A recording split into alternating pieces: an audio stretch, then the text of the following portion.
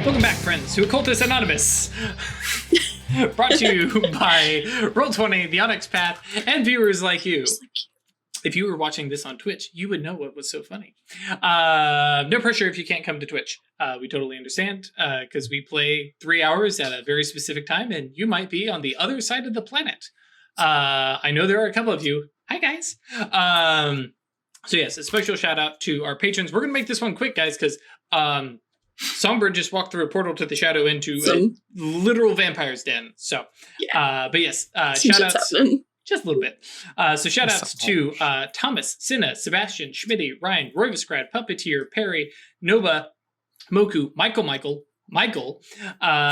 Melissa, Cat Feathers, Josh, John, James, Giovanni, Emil, Doc, Brandon, Bernie, Badur, Alexander, Alan Michael, and Adam. Thank you guys for your support. We greatly appreciate it. It is a blast to have you along. If you're not checking out Patreon, do swing by and check out Network's character sheet polls to help flesh out our newest member of the Rookery cabal. Right, so when we last left the cabal, Songbird had just walked through the shadow for several hours, seeing some cool landscape. Oh yeah, by the way, Arcane Beat for Welcome to the Shadow.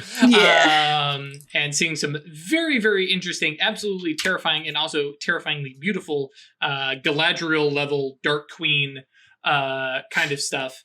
And then, just stepping out of the shadow through a dark hallway that leads to the terrace of a penthouse that is a vampire prince's lair, haven, I believe is the term they use. And Weird and Atreides, this is, of course, where your vid window suddenly, whoop, he's back! Yeah, just people scramble, like, from, whatever places in the workplace they were to come see what the hell is going on. So this is like, I'm imagining this being, like, in our tabletop.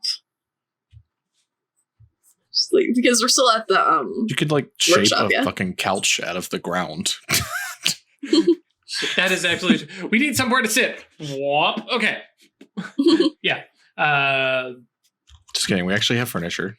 Yeah, we definitely do. But I mean, concrete I've couch. been in my free time making some pretty cool things because I. That's true. Yeah. So yes, the terrace itself, exterior place, nice and posh. It is definitely not designed for sunlight, so there are no nice tables with umbrellas because no. But there are some gargoyles, and the real building has some there's a goat one with a shield. Not flying here. No, this is the world of darkness, and this is definitely a vampire prince's lair. So yes, the classic angry bat gargoyles and things of that nature. And you are watching as, hear first, and then kind of start to see various peoples yelling, screaming at each other, quite a number of different languages being shouted. And just there on the terrace, you see three men, very, very nice suits, though the suits kind of are a little pudgy. You can definitely make out bulletproof vests underneath them, and they are carrying small little submachine guns, little long tube, silencers on them, and they're shouting at each other. They're having a fairly vicious arguments. There's some pushing and shoving as you guys step out, and two of them are embroiled in this argument. The third guy is trying to break it up and then shouting at them in the process. And then he spots you guys, brings the gun up, and it's time to roll some initiative.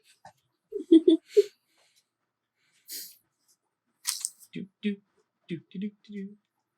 1 to 10. Let's see here. Can I just do that? Oh, that's to the GM. Okay. Well, folks at home saw.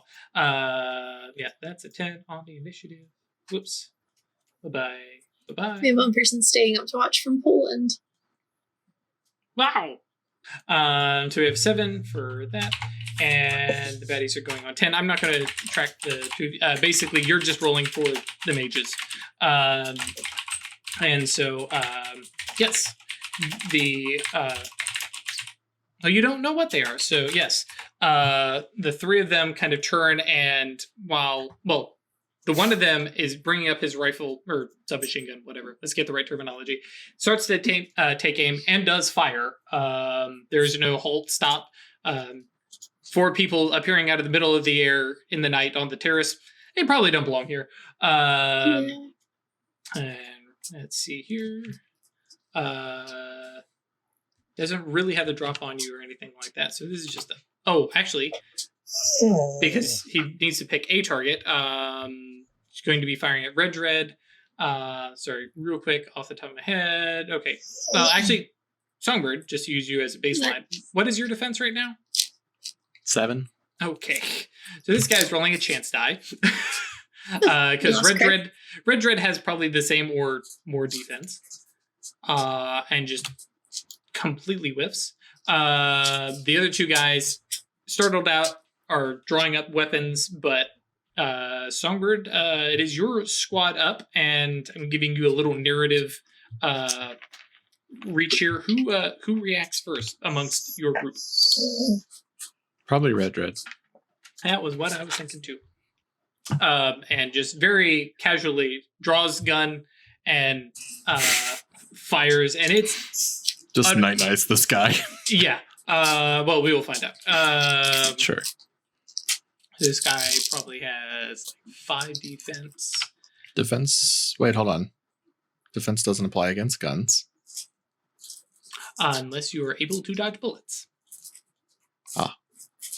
But in this case, he can't. Yeah. Oh, that guy's dead. Jesus. Yeah.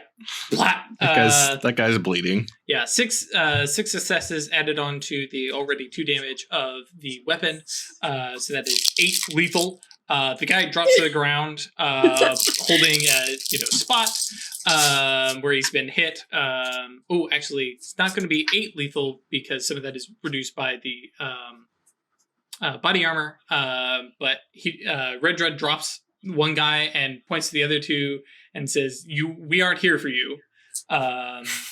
And switching over to them, the 2 of them who are standing and pushing and shoving have turned, seen the one guy who fired drop, but they draw and fire.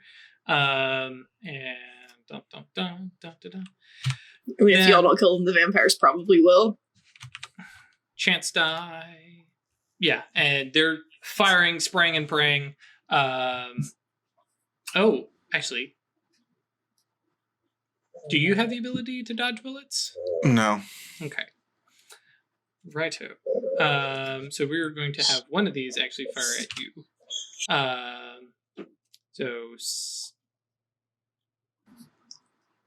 Why? Why though? Good thing I've got my heavily enchanted fucking bear on. Yeah, you're podcast guys. Sorry. 6 armor. 6 successes against me with the bullet. On these 6 dice. My bad, bro. Ouchies. Cool. So yes. So that is 6 successes. And you are armor piercing. Cool. Now the armor that you added with Aegis. 6 general. 6 general. Okay, so just flat out things. 6. So you are taking. Zoop. And you also have your mage armor if you flip that on. I don't have it on. It is reflexive. It's reflexive. Oh. As soon as someone pulls a gun on you, you can just turn it on. As soon as you Sure. are hit, you can even do it. Yep. So real quick, which mage armor are you using? Because I know you do special funky stuff because of your adamant hand stuff. Yeah. So with adamant hand, I can do my life armor for free. Okay. In combat. Cool. So I also get rid of 2 paradox dice for free in combat. thank you for reminding me about that. So let's see. It does not stack with my tool. Right. But it's pretty good. Cool. So you add with life armor. I add 2 to my armor and 2 to my defense. Cool. And then use higher of wits and dexterity as defense rather than lower. So I don't know if you have that. They're the same right now. Okay, cool. Or they're the same usually. Right. So general armor is with the Aegis was 6. Mm-hmm. So right. It's 8. Right. So yes. Which basically cuts to Songbird standing there, probably with the knife out.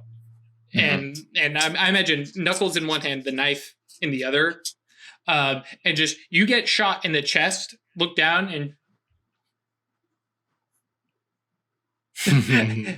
to which the second guy who fired at Pip and let's see here. Right. She seems to have taken some damage, but it's bashing.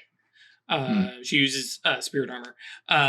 So lethal attacks from kinetic attacks, like bullets, are reduced to bashing. And so that's fun. Yeah, she just kind of, flinches back, and like you can see, with her stuff, she can like clear that up, no problem. Yeah, the cloak, the tunic is kind of ripped where the bullet rips through, and you can see a couple bruises. How dare you? And even as you were watching, the bruises start to just go away, because of course she's got is it honing the form that does that, or body control? It's body control. Right. She could probably crank that to like potency 10 and have it be like every second. Yep. Healing up. And just shrugs it off, and Moonkeeper kind of steps up and goes, "No, really, fuck off." Extends his hands forward, and you just watch as do you have Mage Sight on? I mean, if someone's casting a spell, it triggers, right? Not their Nimbus, though. Oh, right. You would be able to okay. I mean, I'd probably, because then you are potentially affected by his Nimbus. It has been a while since we looked at Nimbi. It is potency of the spell. Okay. Just the strength compared to my resolve. Yes. Okay. So which is 2. So almost certainly yes. Yep. And tilt lasts for reach in turns. Okay. So for the next 2 turns, big whoop, you have +2 I got to get a character sheet. Jake Roberts, Jake the Snake. Let me borrow your character sheet. So yes, you have a +2 to stealth and a -1 to where'd it go? Intimidation. Because his is this very kind of efflorescent, storytelling. Sharing and such. But yeah, as that kind of washes over you, and you watch as the guys seem to just stop. They don't die, they don't fall over. I'm trying to remember what spell this is. Do I get a School of Magic here? Oh yeah, it is definitely Arcana? time. Okay. Yeah. But trying to find this silly spell. But he's basically freezing them in time. I think it's Kronos' Curse. Yes. So basically, just that sounds cool. Yeah. In short, slows their subject's experience of time to a crawl. Subject, everything seems to move at dazzling speeds while she's caught in a dream. While from her perspective, her words are clear. To everyone else, they're drawn out in long, impossibly drawn out sounds. So they seem to just drop into a super slow-mo. And just are kind of stuck there moving, but yeah. And he's like, they'll be fine. And starts moving forward.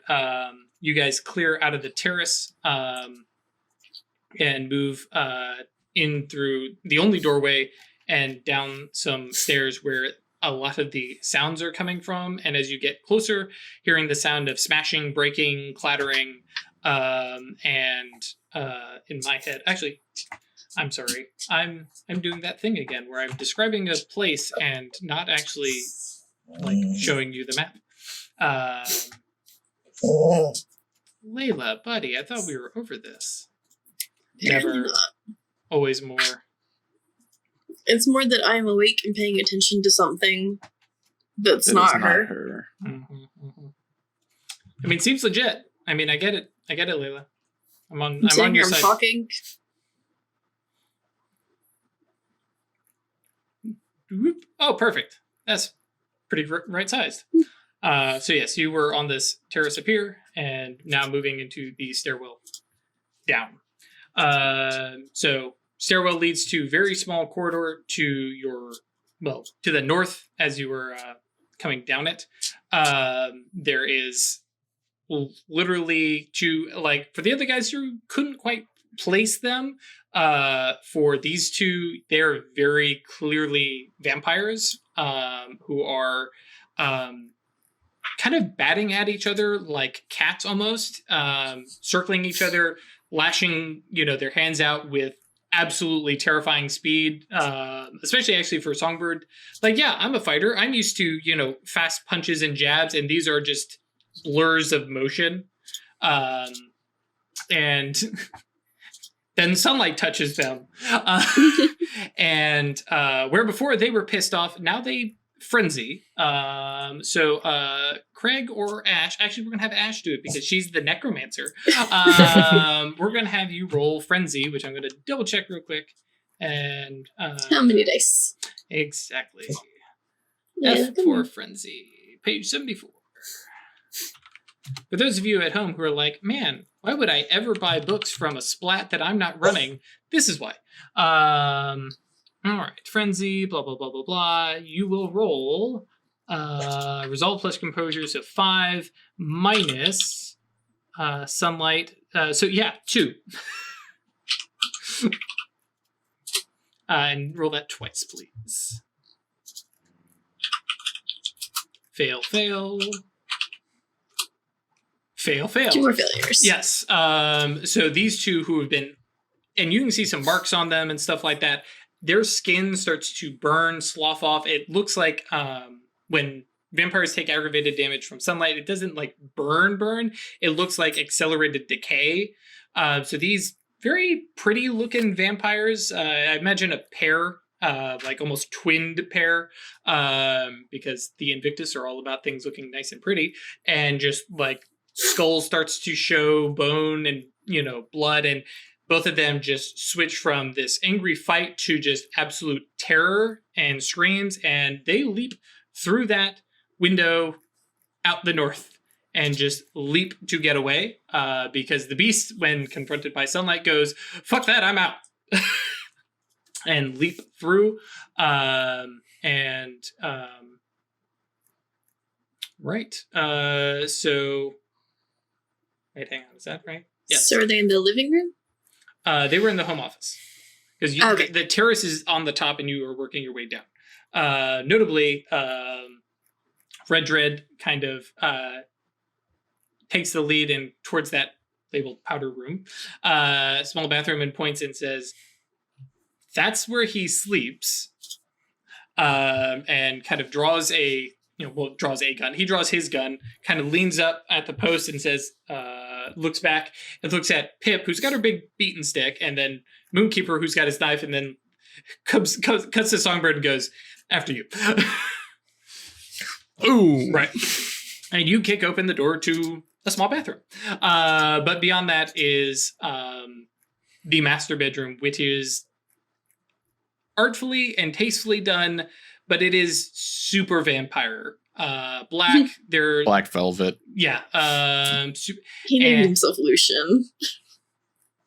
To be fair, that was his given name. But Was it? yes. Yeah, I mean, you talk about faded.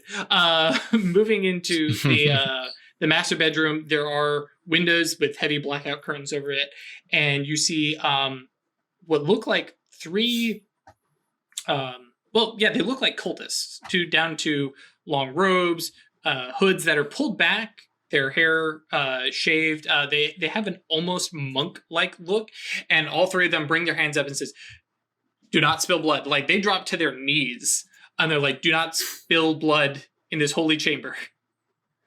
Behind them, you can see there's no bed. There is a sarcophagus set up. And we're talking like big stone sarcophagus with like ritualistic like stuff done on the ground, very fallen magic kind of things around it. It is sealed up tight, and they're like, just whatever you do, no blood. Like, you can take our lives, No blood, then. but like, do it outside. Do not spill blood. Meanwhile, you're hearing all sorts of cacophony back there. Red Dread comes in. How far to this coffin? I mean, the room is 14 by 14, so it's 2-3 steps. Okay. I want to I'm going to try and cast a spell as I step up at it. Okay. So you're stepping up to it? Mm-hmm. Okay. All three of them, like, watch in horror. There's some babbling of don't open it, but... I'm going to cast a combined version of Shaping and Shrink Grow. And I just want this thing to just crush in on itself. Collapse. And God. Okay. Now you're going to do that instantly, so just in the one turn? Just okay, so one yantra. Yeah. I don't think I need any reach, unless I need something for shaping. You need to move solids. It's plus one reach to effect, not liquids. Yes, Perry. What is matter 2, so instant and that reach is fine. So I'm not overreaching. Mm-hmm. So Gnosis plus 3 for matter, plus 4 for Shadow Name. It's 10 minus 2 for the combined spell, so 8 dice. Right.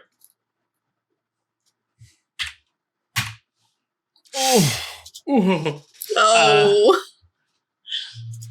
So, God damn it. Yep. So the spell doesn't take place. Red Dread, who kind of steps in and is looking at you, trying to, well, actually, he can probably tell that you...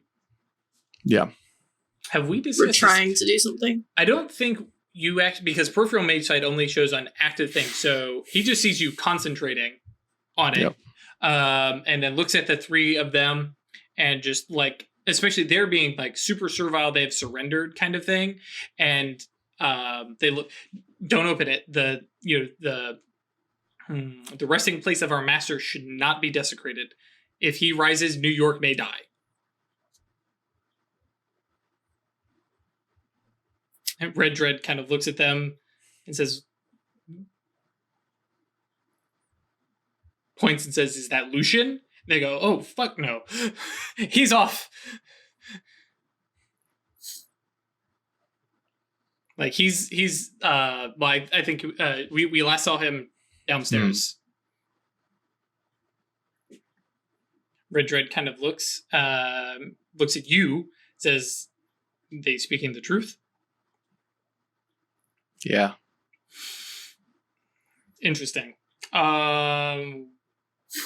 We may come back for that. But okay, now actually, what's in the box? Let's see what's in the box.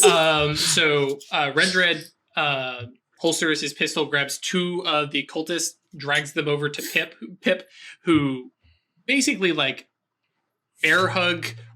Like she just grabs arms around their waists. Well, chest probably, and just drags forward while Red Dread grabs the third, unholsters his pistol and continues flick off that box as I walk out. you made me look bad in front of the box. Well, I haven't failed a spell in damn. That's what happened. Also, it's probably good you did though. So yes, continues forward. Another vampire comes up. This guy is big. Actually, let me see here. What did I label this stuff as? Invictus. Yeah,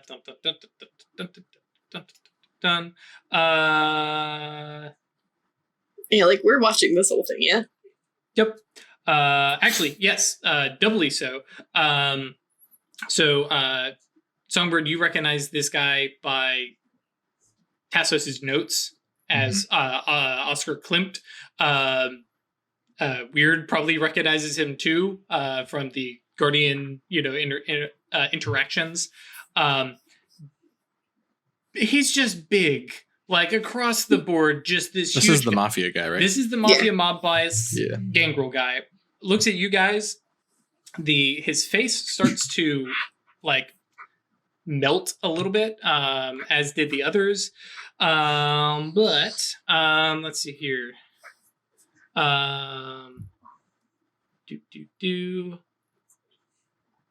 6 plus 1, 7, 4.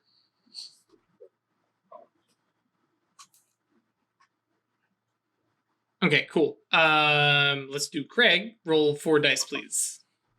Okay.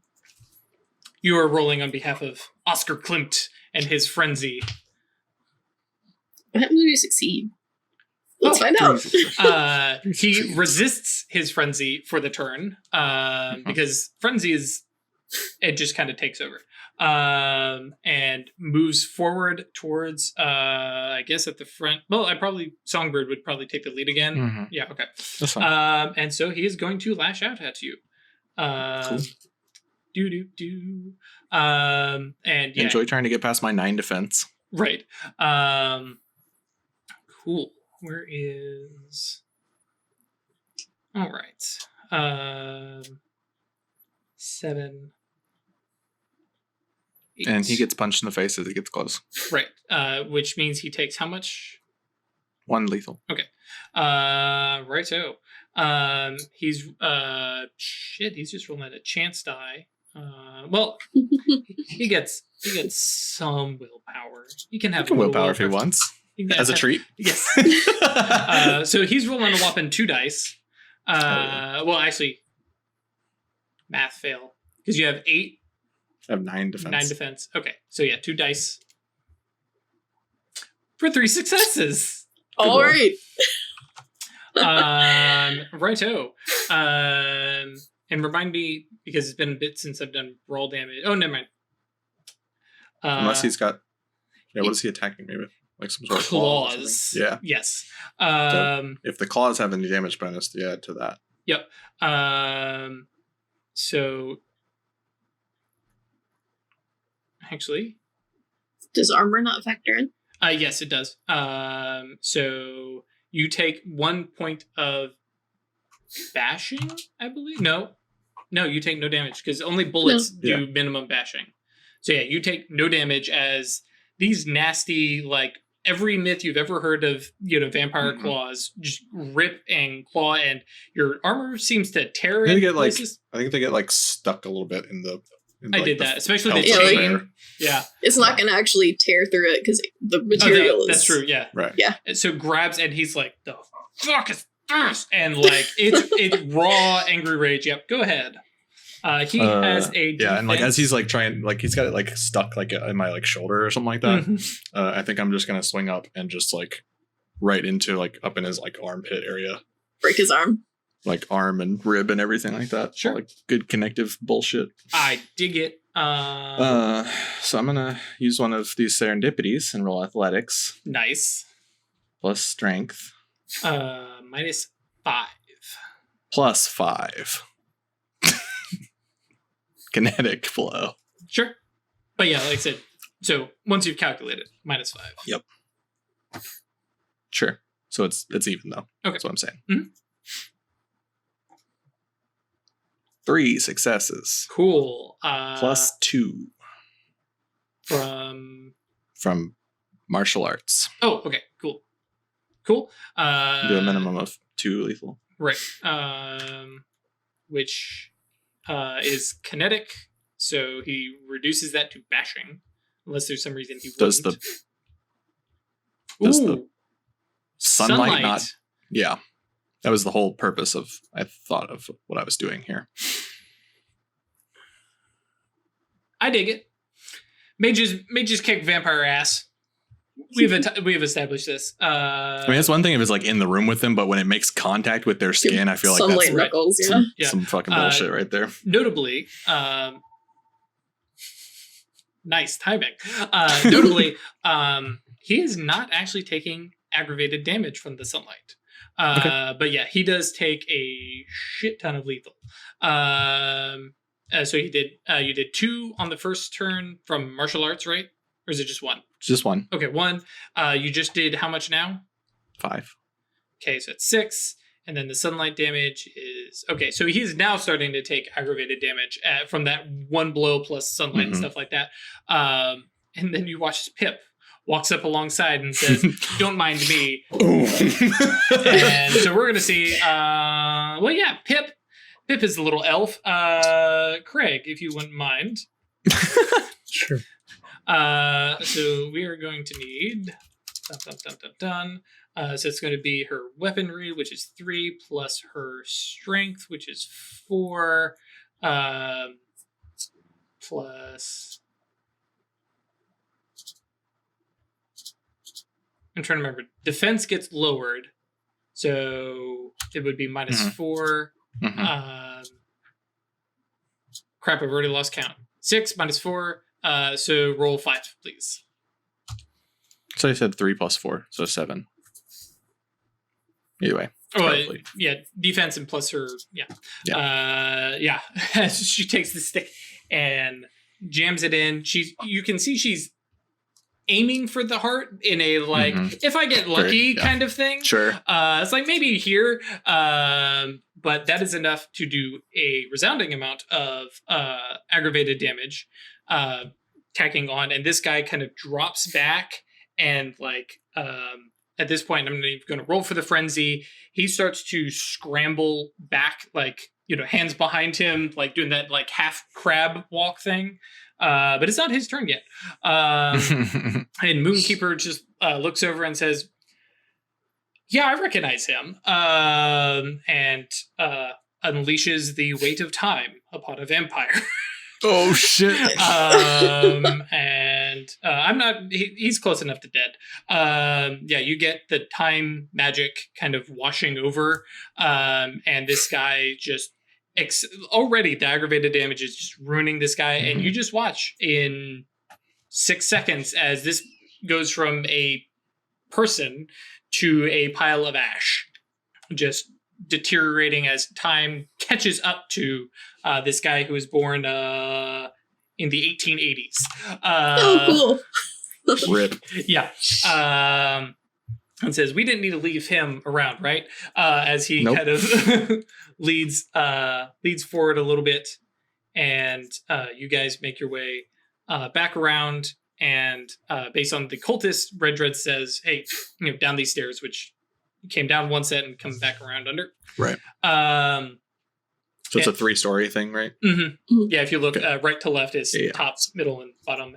And then as you're coming down that, you can see the big, massive living room, which is absolutely terrific. And it used to be full of wonderful arts and statues and stuff like that. And there's some that's still intact, but some has definitely been knocked over and moved. And there is probably 5 or 6 vampires fighting in here, and there are a number of humans, based on the fact that they're not moving nearly as fast and preternaturally smoothly, who are like trying to break up a bunch of fighting dogs. You really don't want to put your hand in there, but they're calling out names and stuff like that. Notably, there's a couple who are yelling, my prince, please!" And Red Dread just goes, "Whoop." Yep. And he starts to unload on this guy. Because they know what he looks like, right? Mm-hmm. Oh, yeah. Yeah, that'll do it. Woof. Yeah, so, and notably, because all this fighting currently has been hand-to-hand and stuff like that, and there's a little bit of gunfire way up on the roof, silent stuff out, but this is, big Colt, 40, just boom. A big fuck you handgun rings out over top of everything. And everybody kind of turns as they're getting faces full of sunlight. And we're going to need, let's just split it up. 3 from Ash and 3 from Craig of, give me a mix of 3 and 2 dice pools. Somewhere in the middle around. That one succeeds. That one's got a success. You broke up. Did you want one? That one does 2? Mm-hmm. Okay, so I have 2 successes. Mm-hmm. And I'll pick another 3. That one fails.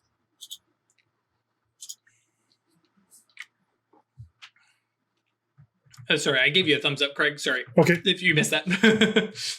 Trying to chug my Dr. Pepper. You rolled 8 again, doesn't matter. No. It's just over 8. You need the little 8 exclamation point for that. And so we have 1, 2, 3 successes. 3s and 2s, you said, right? Sure. Yeah, one more. Cool. So 50-50. Yeah. 3. Just about right. Yeah, actually. 3 of the vampires just pull back. Some are taking the aggravated damage, which looks just absolutely brutal. Others seem to be just taking lethal, which, as you guys have seen, it's more a level of how much damage and how affected they are across their whole body. And yeah, 3 of them scatter, leaping out through the windows. Others are rushing, like pushing past you up the stairs for some of the ones who are close. Lucian seems unaffected. He did just get shot. He did get shot, and he's pissed. But the sunlight effect, which you've seen on a lot of them, which seems to be this overall effect, he stands looking and like where had been arguing and fighting, and there's some little to him, some cur of vampire runs off. He kind of looks at you.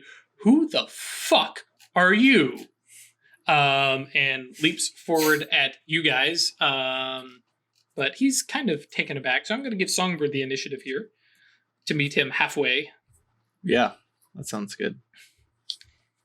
Check this one off on the old bingo card. Find a vampire prince. Vampire prince cross counter here. Buds in Order Dreckle would like to know how you're surviving sunlight.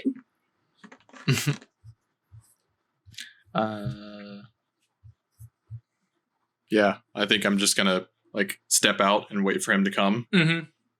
And then, when he's within range, just reach out and just, touch him. Okay, cool. Yeah, when you do so, the sunlight is not having an effect. Oh, I'm rolling a spell, too. Oh, okay. you can do that. I do believe that is a athletics, Gnosis plus athletics. I'm going to scroll and find that real quick for a touch attack. Casting during combat. Touching others in Chapter 5. Yes, that one. Dex plus brawl or Dex plus weaponry. To touch somebody with a weapon. Or in this case, your hand. Okay. Dex plus... well, first... athletics. Oh, yes, absolutely. Do we have some... Yeah, just chance die? Chance die paradox, yeah. Okay. Because you're using your dagger in this case? Using my adamant hand. Oh, right. It's a 9 on a chance die, so we don't care. So the dice roll is 7. So this minus is to 1. touch. Yep, 8. Oh, okay. Very, very touched. Mm-hmm. Now the question is, does the spell go off? All right. So what is the total here? I came up with 6 dice. 7 is 14 minus 8. Minus 8, 6. Yes. 6. Cool. What are we rolling, by the way? We're rolling fucking celestial fire. Sunlight doesn't work for you? All right. Yeah. All right. Have a piece of this 5 aggravated damage. 5? Oh, sorry. No. It's a potency spell. Right. Yeah. It's a fuck you 8 potency damage. Right. And 8 aggravated as I think I just grab his face. Right. Yeah, which I almost imagine, we can get, kind of invasive. It's you're going to bite me? You'll, mankind. Oh, yeah. The mandible claw. You will bite nobody, sir. So, yes, skin just, his whole head wreathed in, glowing, in my head, silver white fire. Skull starting to show through. Eyes absolutely wild. He is still up. Yeah. Still alive. Yes, because I'm trying to remember how much the lethal...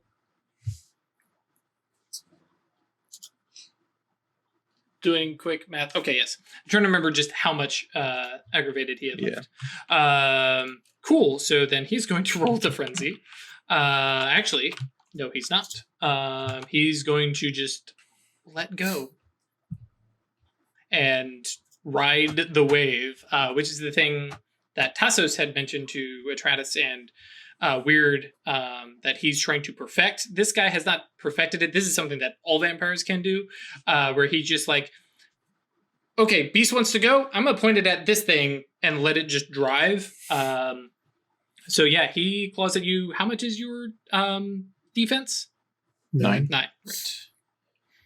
So after all that, plus the bonuses from willpower and vampire frenzy stuff, so he's rolling 6.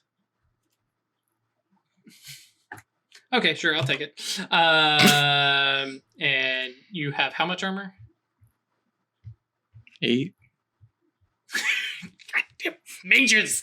Yeah, just gouging, clawing, and just making no progress. As he starts to wear away.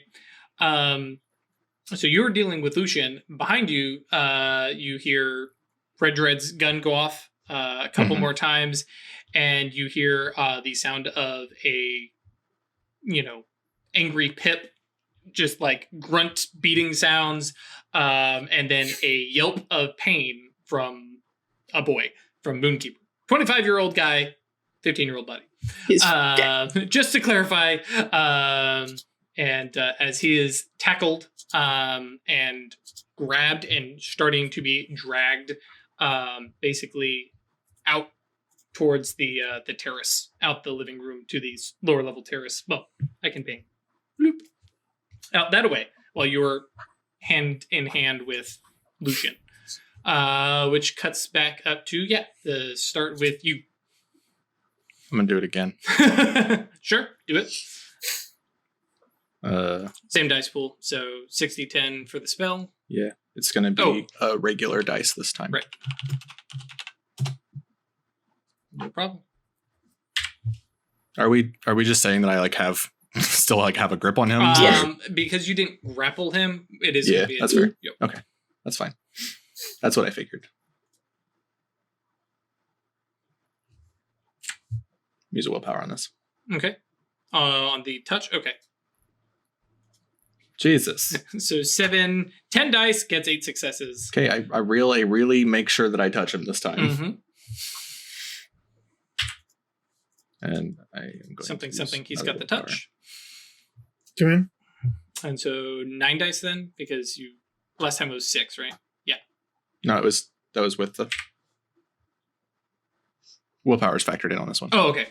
On the 6, gotcha. Both times. Okay. 4 successes. Whew. And it's not a praxis. Okay. No. So yes, you watch as Lucian is burned, and I'm going to give you how do you want to do it? How exactly does Celestial Fire, what remains does it leave? Is it just dust to ash, or? I think it leaves his clothing. I just grab him and just rip him down to the ground, and he just ashes and leaves a pile of clothing. Right. Yeah. So he is dead, but burning. what he? Yeah. I dig that. Yeah. Leaves behind the possessions. Fucking raptured. Removed all the flesh. Yeah. Cool.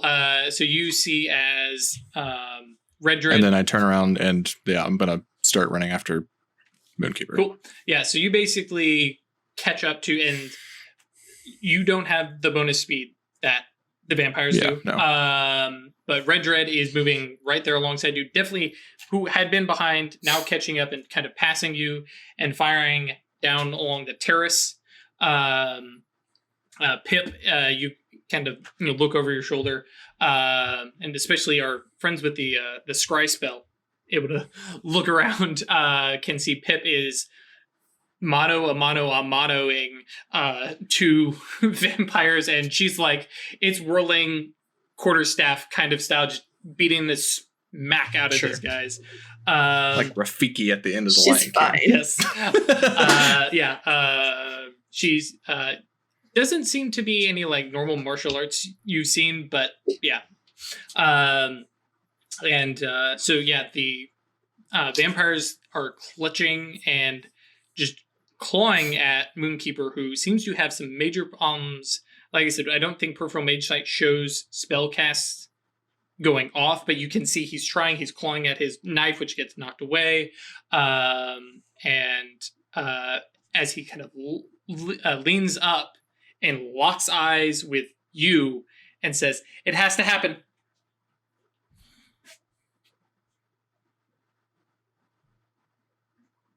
Saying let him die? And it is your turn. If you would like to roll a skill to try and interpret and figure out what the hell he's talking about.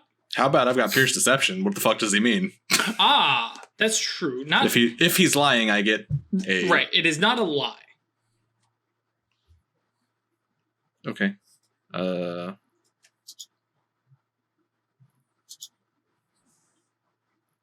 Empathy? I dig it. To like wits plus empathy to understand what the fuck he's talking about. Mm-hmm. And I'm going to use my third thing to go wits plus persuasion. Oh, sure. Okay. Yep. I know how I would convince myself Sure. if I was the one sacrificing myself. One success. One success. And yeah, between the divination that Weird mentioned, like, for whatever reason, and like, you watch, Moonkeeper is crying in pain, but he's not like there is a sheer resign to his fate on his face.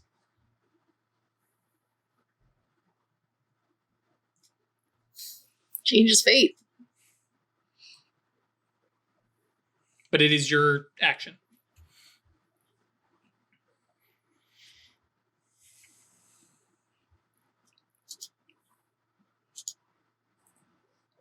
No fucking way.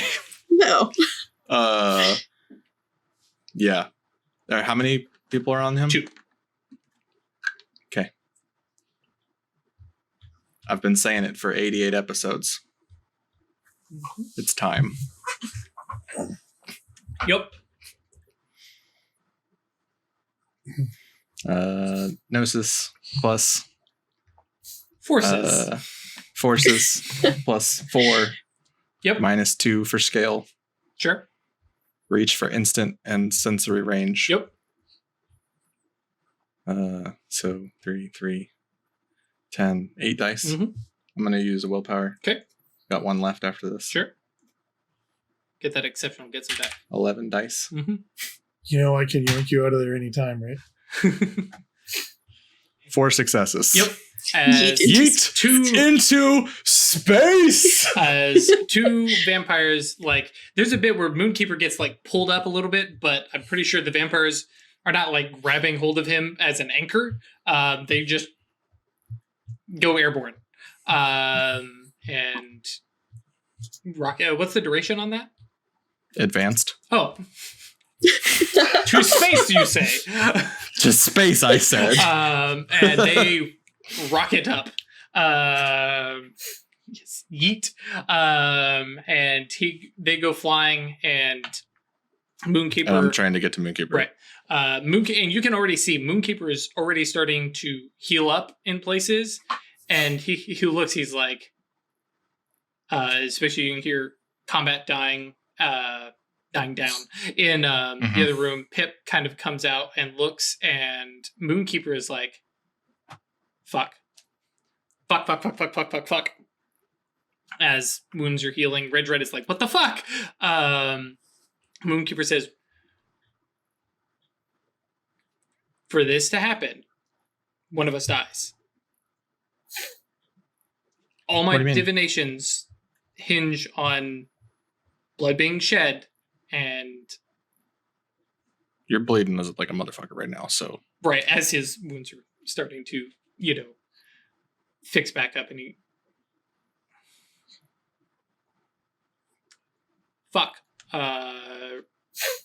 and like looking to Red, and Red is like, I what? Pip comes out, and the 4 of you are standing there on the terrace. Atreides and Weird and Network and Titus are watching silently. And Moonkeeper's like, everything said, not all of us left. Like, we made a sacrifice. Something dies, otherwise the vampires turn on us. Like, my divinations, that's what everything hinged on. I didn't know who it was going to be.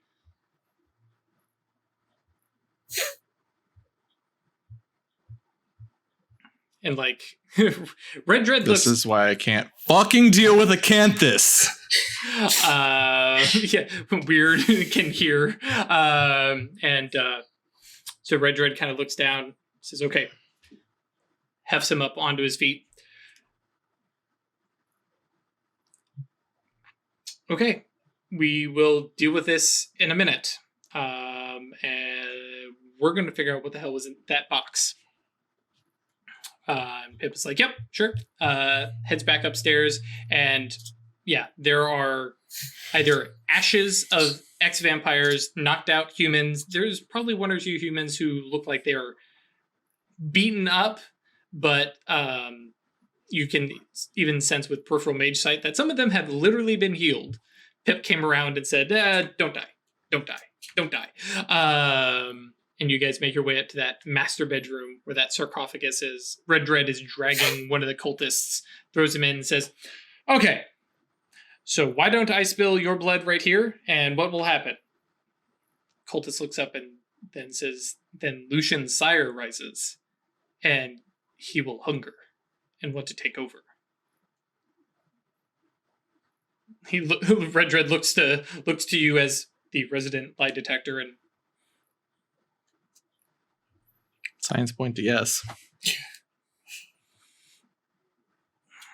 Fuck sun and winter. Okay.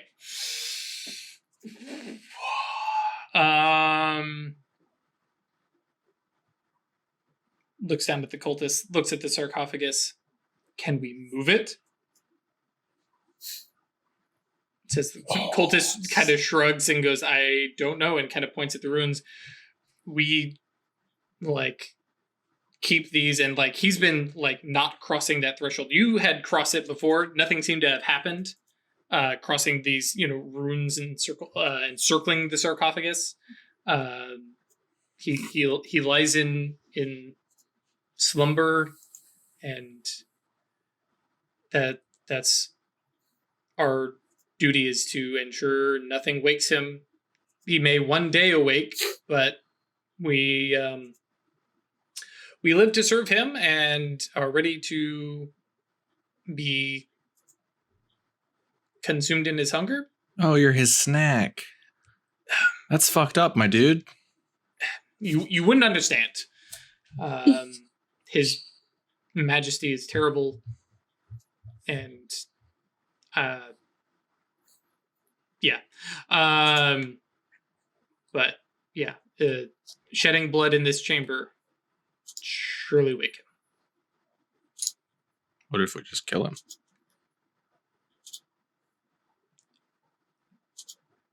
I'm trying to actually think. No, I think he said, you can try, but we've never opened it. For all we know, you open it, he comes out, and he is a terrifying thing from another age. I threw a quick and dirty up there. Okay. And maybe it's out of common sense, but what's Songbird's best course of action? Wait, say it again? What's Songbbird's best course of action? Oh, rolling using common sense. Well, it's either the quick and dirty fate or the common sense, either one. That is a very, very, remember, fate is going to be the divination or yes and no questions, and you get more clear answers. Yeah. So, common sense, though, let's see here. Such a great merit. Bum. Sorry. Hold, folks. I gotta double check what this actually said. Oh, it's not in this book.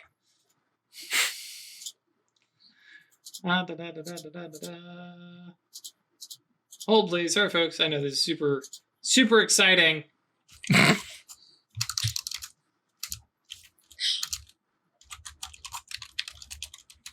Wow, it's just not in any of the vampire books. Common sense. What can you use or what have you? I think the basic thing is Songbird's, the best thing, at least that we can do, is get the fuck out of there. That is what common sense tells you. Okay. So through the vid window, Songbird, just leave it. Are you sure? Best course of action. I'm not saying it's going to be great, but it's the best choice.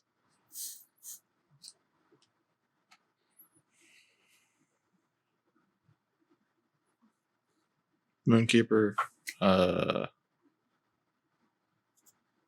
Weird says fate tells him to leave this alone. Right. And so you watch as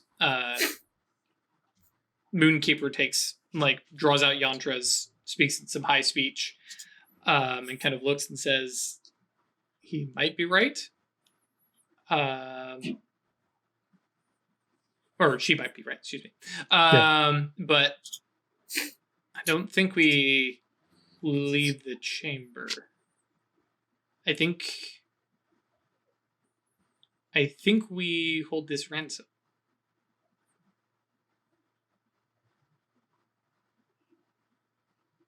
The Mysterium could probably lock it up. We specialize in locking shit other up. creatures. Yeah. I can absolutely ban that chamber. That's true. And so, Red says, okay. Soulstones. Soulstones. What about them? Nullities. Okay. Oh, Abrimos. Okay. And Thyrsus. What's Thyrsus do? I didn't look at that one.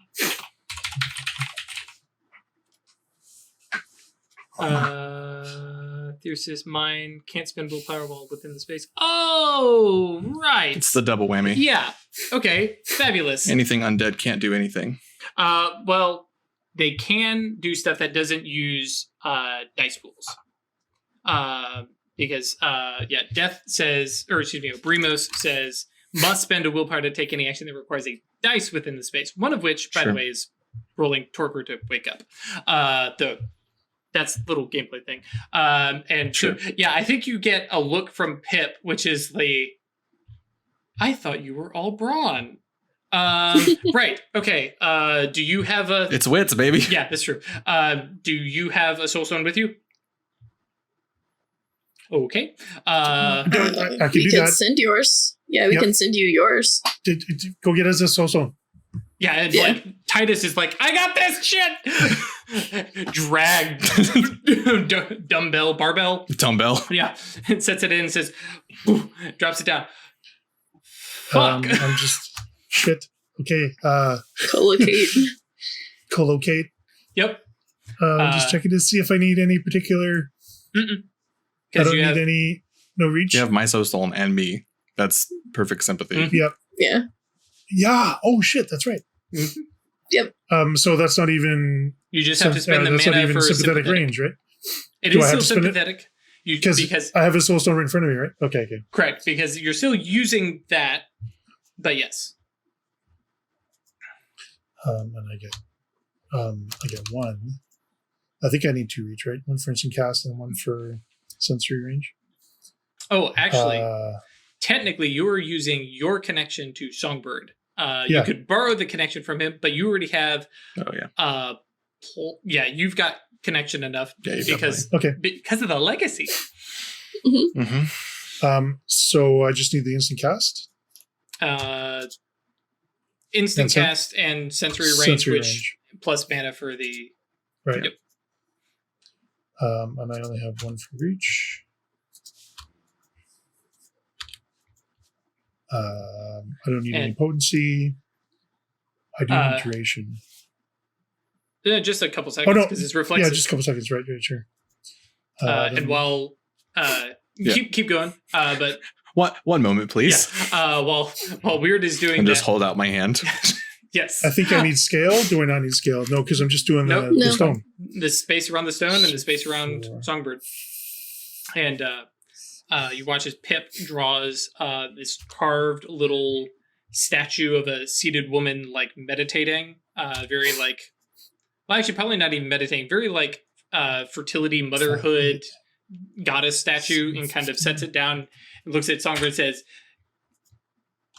"We gonna fix this later, but for now, this is terrific." And starts to what is it? Gnosis plus. The enter bonus is capped at 5, so I'm taking that into account. 11 successes. Jesus. On 15 dice, sure. How the fuck? And Yeah, okay. And then we're going to real quick roll the 1d10 for Paradox. Doesn't matter. Cool. And then... and that was mana. I get it done in an hour. Right, and Tip is rolling Gnosis plus... Okay. Life or spirit or whatever. Right. Spirit for this or higher. Also in an hour. Cool. So yeah, basically Red Moonkeeper kind of set up like washing for any other intrusions while you guys are like concentrate, and the room feels so wrong. Suddenly, especially like the loss of death.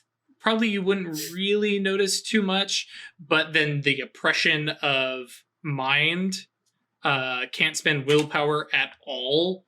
Is this room feels gross now? Yeah. Like just feels like your potential's beaten down. There's a moment of relief as all the mages at least kind of feel this. The cultists are like very confused. They can tell because obviously, and they kind of look at the sarcophagus and what have you done? And Red is like, it's none of your business. You know what? Leave. Go tell your leech little masters that we have this. It's ours now. He's not waking up. And that when they find our new leader, some new prince, that then come and speak with us to get him back. And the cultists look very, very confused. They're very not into the politics of being vampires, but they not move. Yes, we will pass on your message. And they like scramble because they see a light at the end of the tunnel and they're running for it. Are they going to want him back? It's one of those things. So yeah, they haul ass out. You hear an elevator ding. They write it down. And Red Dread like immediately just drops to the ground, sinks back against the wall, panting, and goes, Sun and Winter is a son of a bitch. But okay. And then looks over at Moonkeeper and says, next time you know about some noble sacrifice, you fucking tell me. You didn't know it was going to be you. Maybe could have been, and I'll be honest, especially when you joined, I thought, I'm the obvious one who would be caught. I didn't know it would be me, but it was unclear. Want me to port you guys out of there? And someone has to stay there and secure the thing. Right. Because you can't just leave your soul stones unattended. Yeah. Not necessarily. The co-location's here, right? For the next 6 seconds. No. Because you did the short duration. You also need to co-locate like the entire room. Yeah. It was just on you. Yeah. Well, the space that Songbird occupied. But yeah. Okay. So what do we do now? Bridget is like, yeah, that's a very good question. It's not your call, but this is your territory. Advice, Banner Warden? Do you want me to hit up the Mysterium and have Heza snatch that?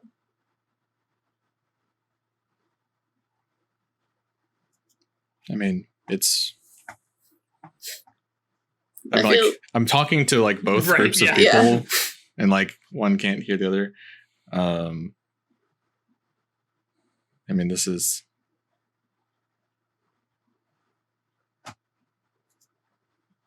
Do we have a Mystigos on call? Network goes. I've pretty much got his on call. No, not you guys. Yeah. Within the Adamantine Arrow, we can have somebody get here, no problem. Actually, that's a good question. Do I have somebody written up for the Arrow? I mean, I'm sure we have someone. I was just curious if I have somebody by name. Someone's about to get a fucking non-disclosure agreement. Yep. Red Dread says... But if someone can grab this whole room back to the armory or back to wherever we want to ransom from. And just move the whole room? So that non-hell space could work. We take everything out of the room and then disconnect it. I mean, I don't. No, you're not wrong. And actually, Weird could do that. But I don't want it in my fucking sanctum. No, we're not taking this back to our house now. Yeah, fair point. Okay. So Redred says, all right, yeah, the armory. Yeah, like, I was suggesting the Mysterium because locking up an older ancient vampire seems like the kind of thing they have the knowledge for. Yeah. They have the knowledge for. So this is more of a war thing, right? So you don't want to wake it up, though, right? Well, right, which is why we're not disturbing the room. Like the domains and everything can shift and like just be metaphysically moved to this other place. And so, Redred shows that when it comes to tactical thinking, he's got it. But when it comes to the arcana of things, Pip is the one who steps up and she goes, "All right, fabulous." And like points at Songbird, "Darling, please talk with your Mystagogue friends and get every book they have on vampires and have them meet us at the armory. We are going to call." Y'all heard that? Yep. On it. Nice. We will call up when all else fails, random name generator. We'll call up Golvan, who will actually he's probably at the armory. And we will, you know what? Actually, I think we have a big old room. We're going to make the news, guys. And we're going to fast forward just a little bit as Atreides heads back to the Athenaeum, gathering information up. And why do you need vampire books? Can't talk now, bye! Kind of. Yeah, like, on the way there, I'm going to have called over because he's one of those ones just like, "Hi, yes. So lay out what we need these for." Right. And start getting. Right. And we cut to, because I want to do this more narratively, there's you guys sitting in some room in the armory, like a lounge, not the big, forge or anything like that, flipping through books, looking over as much vampire lore as you can. And Golvan, who is I'm not going to worry about his description off the top of my head real quick. They, because this is a character I having to pull out of my ass. So we're just going to leave this as they come out of... How about they're a squad mate of Onyx? Oh, sure. I'm more thinking of what they appear like. Like physically, what is this person? We don't know. But yeah, an arrow comes out and says, "Okay, job done. The whole damn room is in the warehouse." And we cut to Titus and Network, who are back at the Rookery Cabal Sanctum, who are watching TV as the news is covering the fact that a giant chunk of the Tudor building has... Oh, are we going to we're going to set a fire? Oh, yeah. At this point, I think it's kind of past. Probably overkill. Yeah. Okay. But I brought all these mods. No, just kidding. How did you make that?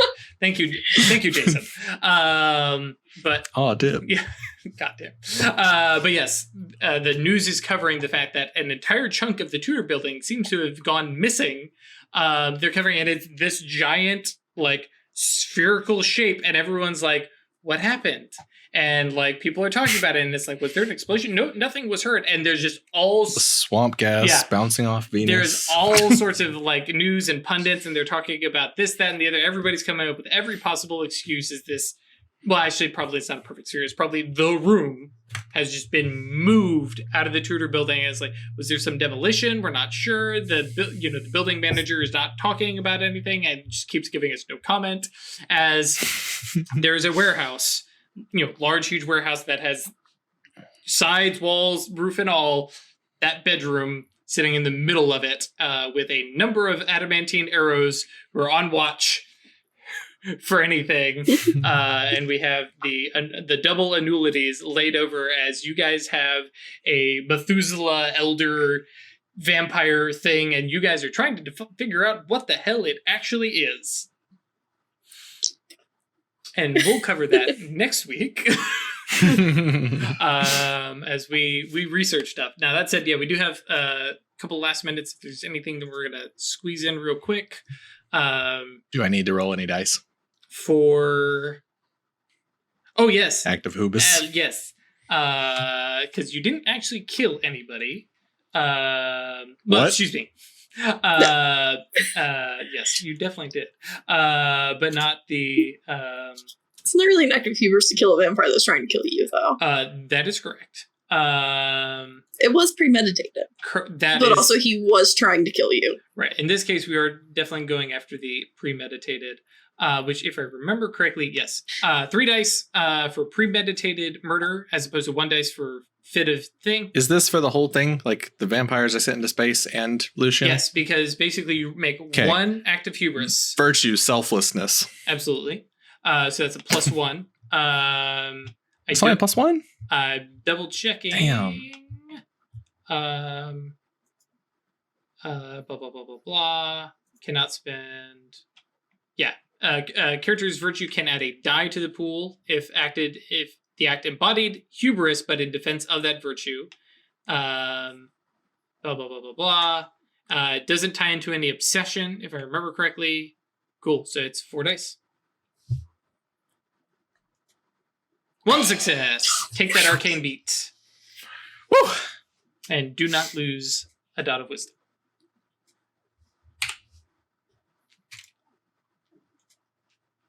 Ye fucking ha. Right. Anything else? Because, like, as far as I said, we're going to narratively jump to there and begin research and stuff like that. But anything else? I'm good. I'm spent. And that is what happens when a bunch of well-prepared military-grade mages kick a vampire's ass. And then realize that there's more stuff going on. So yes, we will definitely see where things go. I was just getting the hang of juggling all the dice that were already in the air. Yep. Cool. Now, fortunately, this is going to be more of a concilium issue than a you guys issue. For sure. I mean, it's my soul stone sitting there for it, though. Sure. But it's just a big dumbbell. It's not like somebody's going to mess with that. It is currently being guarded by a bunch of talons of the Adamantine Arrow, including Onyx. So most of them are all in the dark. Nobody's even seen the inside of the room. They're just if something comes out of there, you kill it. But yeah. So that was an episode. Thank you guys for joining us. I greatly appreciate it. This was fun. I've been looking forward to this. I may have told the cabal that, Moonkeeper isn't exactly being straight with everybody. We all jumped straight to betrayal. Yep. No, Moonkeeper was ready to make the noble sacrifice because he thought it was surely going to be him. It almost was, and it's not a very Acanthus attitude to take. Self-sacrifice is good and noble. No, we're fated to. We have to lose somebody. Like the whole point of an Acanthus is to get around shit like that, right? Fun fact: Moonkeeper is great in time and some other stuff. He's actually shit at fate. I had no idea. Nope. Yeah, he did all the divinations, and all the ones that ended up well had someone dying. Time. Yep. So, and that's all time. Yep. All the ones where no one died, shit goes bad for us. Correct. It's going to go bad for us. Well, it's going to go different. Differently than expected. Hey. Yep. He definitely pulled the Doctor Strange. I was super tempted to have him just hold up this one finger to Songbird, and I was like, I don't know. Songbird wouldn't get it. I know. I was like, okay. No, you know what? Songbird would get it because Songbird definitely has watched only the Marvel movies that have Thor in it. That's very true. That's very. I'm very sorry true. You saw the Dark World. Hey, we leave Dark World alone. Mostly because it had Malekith in it. Anyways, we were getting off topic. But yes, thank you guys for joining us. It really is a blast. It is definitely fun to watch chat, and YouTube guys, put some comments down. I love to read them. They're terrific. I share them on Discord. That said, if you should come join us on Discord and just put the comments there and come chat with us. It's terrific. That is Yeet into .space, which, hey, second time. Did the thing. And no, this is the first time we've done it. No, this is the first, into space. Yes. Into space. Yeah. And they're gone. And because they're so small, I'm pretty sure nobody ever noticed. But yeah, somewhere some NASA engineer goes, what was that little blip? What the fuck was that? Huh. I mean, they're just constantly accelerating. It's going to have a body splattered across the windshield. I mean, the sheer astronomical, literally, chance of that. Yeah. They're because they're going to be falling that way for like a week. Not just falling. Accelerating. Well, until they hit terminal velocity and then they hit space. There's no terminal velocity in space. Terminal velocity until they hit space and then there's just... And then they're an ever-accelerating railgun and you destroy a planet somewhere out there. A vampire. And all of a sudden, Songbird, roll an active hubris. Why? No. Don't ask. Don't ask. Wipe out a planet. Jeez, I gotta do the math on that. Accelerating 9.81 meters per second squared for a year. For a week. Well, a week. Yeah. So yes, come join us in Discord where we talk about that stuff constantly. Do you want to support us monetarily or just follow some of the off-screen stuff that we do? That's Patreon. That's patreon.com/occultistanonymous or staylucky.club. And join us there and chat with us and make comments and come help make Network, who is our handy little ritual master, at least in the last episode. Here he would just, my buddy Songbird, no! Cool. Until next time, guys. Stay lucky.